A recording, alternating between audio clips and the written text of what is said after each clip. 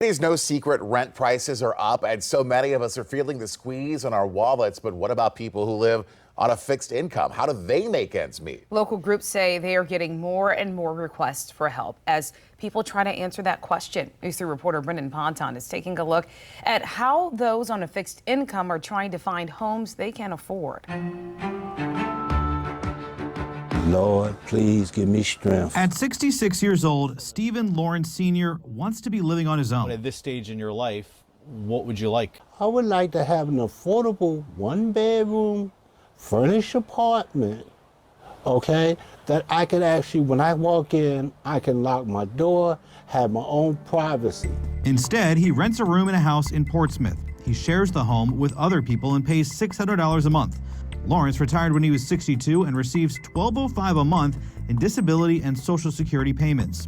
He says he's been looking for independent senior living in the Suffolk area, but is having trouble finding anything under $1,300 a month. That's just not affordable. No. I mean, no matter how you subtract or add, it's still not going to be affordable. Rent has risen across the board in Hampton Roads. Data sourced from the Virginia Realtor Association says prices rose 7.4% in 2022 from 2021. That's on top of a nearly 10% increase the year before. According to the National Low Income Housing Coalition, seniors represent about 25% of extremely low income renter households. We spoke with some organizations who are trying to help, but they say the issue is there's just so much more demand than there is supply of affordable housing. Those are people who are very cost burdened and often spend more than half of their income on housing. A lot of seniors are reaching out for help. Angela York is the executive director of Thrive Peninsula, an organization that tries to help people going through tough times. She says in the last 6 months, the requests for help from seniors have risen 60%. So I think that a lot of folks are scrambling to find new housing opportunities. When their lease ends, they're seeing that their rent is going up, $100, $200, $300 sometimes.